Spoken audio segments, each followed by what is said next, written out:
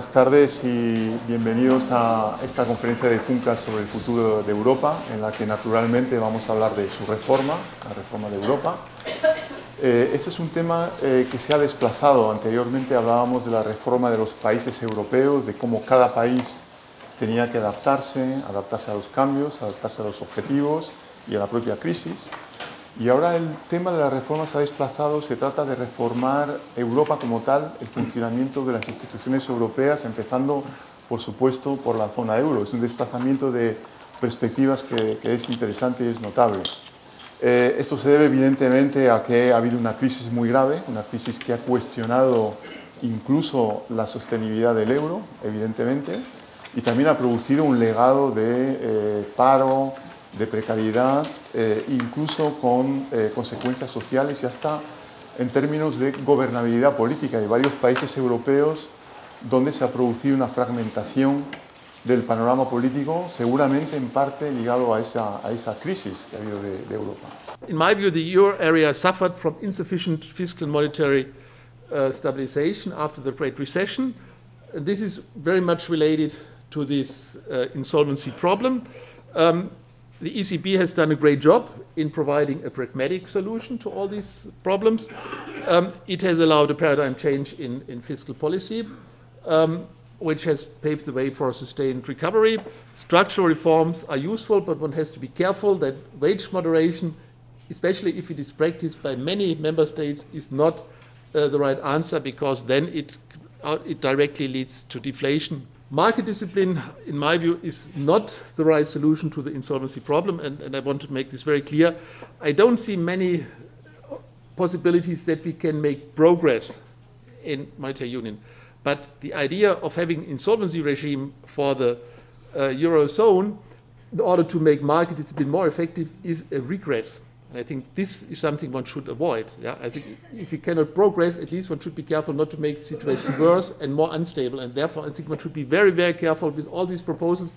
They look very nice, but they have really a destabilizing element, which is very, in my view, is very dangerous. There's little evidence that huge reforms increase productivity, and it's very difficult to link structural reforms to Eurozone governance success. But the question of the moderator was, what if the status quo will be maintained? To a certain extent, I would like to argue we will still be able to survive. Why do governments not think that they're going to benefit from reforms? So this may be ignorance, bounded rationality of the market participants, of the electorate. They punish these kind of reforms. Maybe it's short-termism, political cycles, governments want to be re-elected. It's very harmful to conduct reforms. As you know, all the democratically elected governments in the program countries were thrown out of office.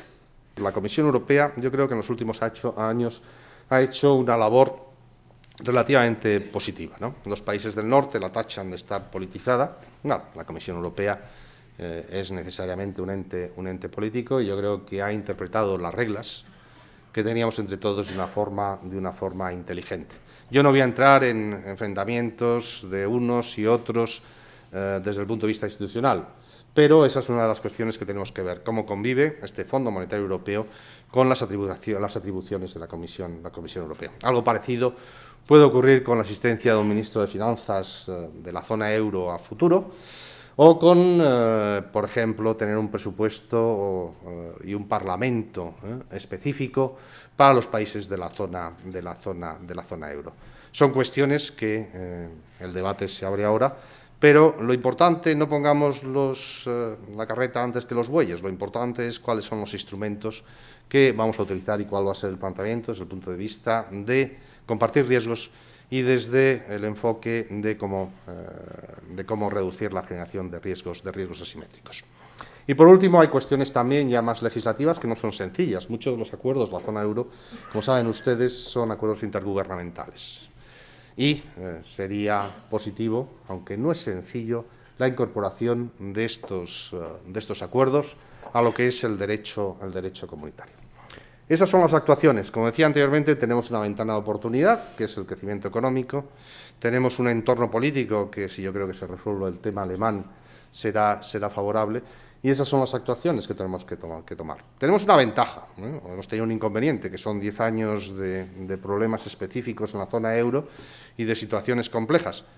La ventaja es que hemos aprendido, ¿no? Hemos aprendido de lo que se ha hecho bien, de lo que se ha hecho mal, de lo que se puede mejorar, ¿no? Y eso en la vida es muy importante, porque yo creo que siempre se aprende más de los errores que de los aciertos. Y muchas veces en la zona euro, a veces exploramos todas las alternativas antes de elegir la correcta, pero siempre acabamos eligiendo la correcta. Muchísimas gracias.